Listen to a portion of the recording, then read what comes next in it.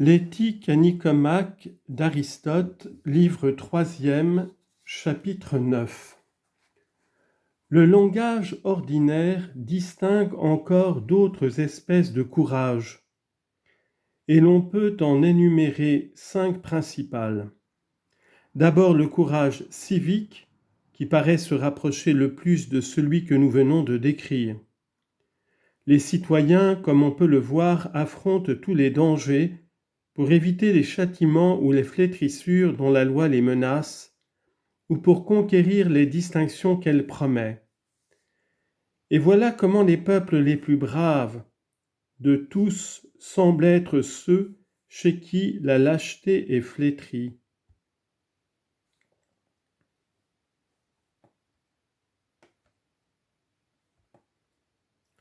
Le courage est un honneur. Tels sont les héros que chante Homère.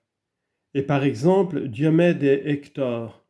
Hector s'écrie « Polydamase d'abord me fera des reproches ». Et Diomède, un jour le fier Hector dirait à ses Troyens « J'ai fait fuir Diomède ».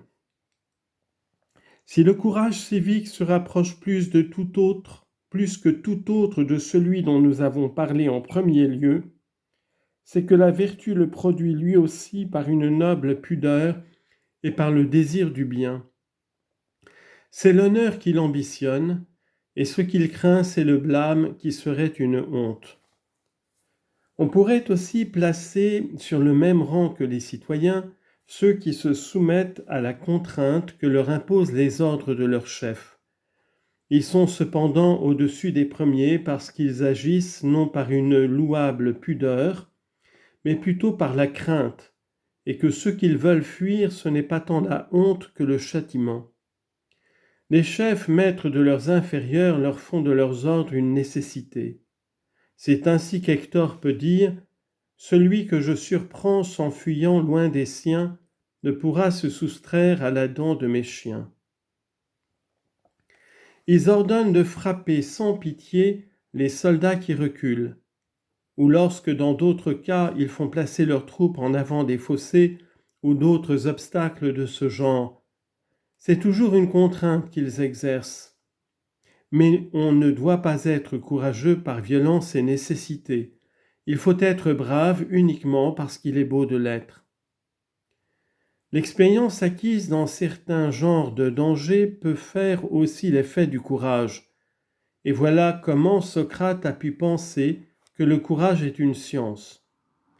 L'expérience peut faire des braves dans bien des cas différents, et par exemple c'est ainsi qu'elle sert aux soldats pour les choses de la guerre. Car il y a beaucoup de circonstances à la guerre où le danger s'évanouit pour des soldats expérimentés qui savent reconnaître la réalité en un clin d'œil. Et souvent, s'ils paraissent si courageux, c'est que les autres ne savent pas précisément ce qu'il en est.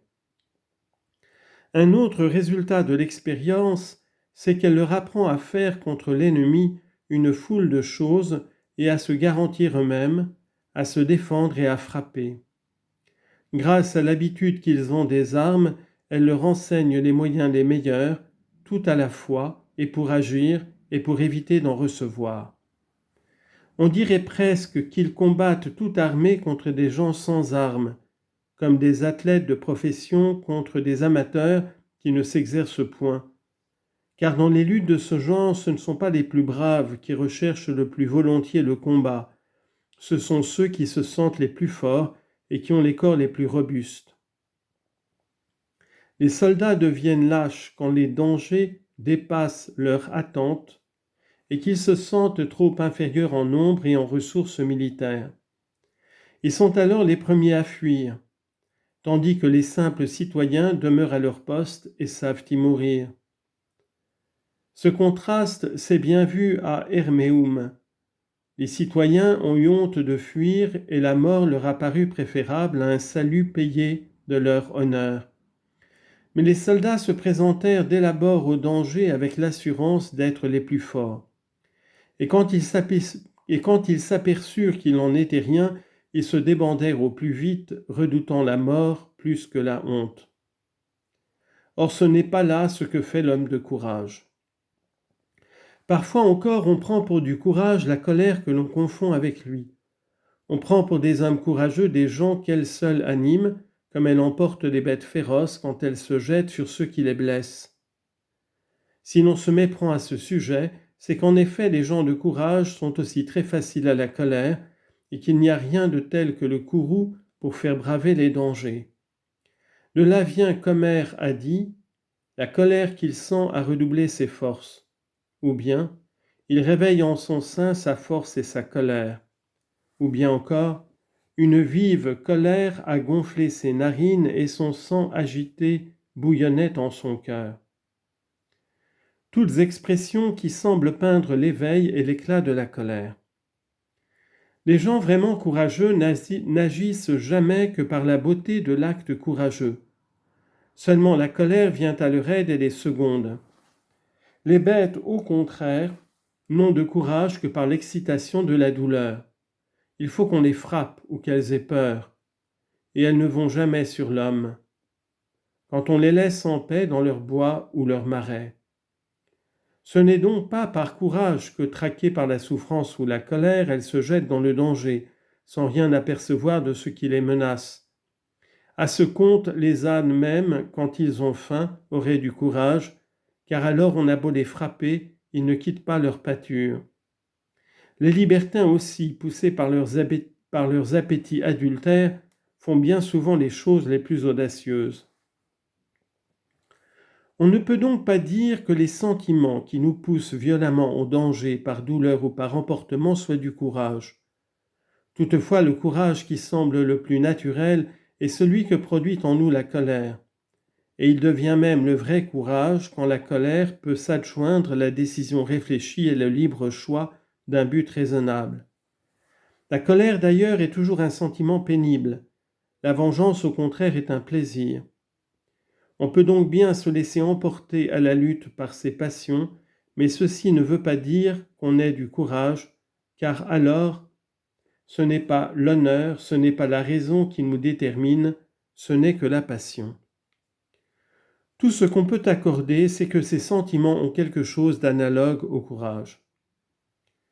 On n'est pas davantage courageux quand on l'est parce qu'on a l'espoir et la confiance du succès, car ce n'est que pour avoir remporté de fréquents avantages sur de nombreux ennemis qu'on a tant d'assurance dans les périls.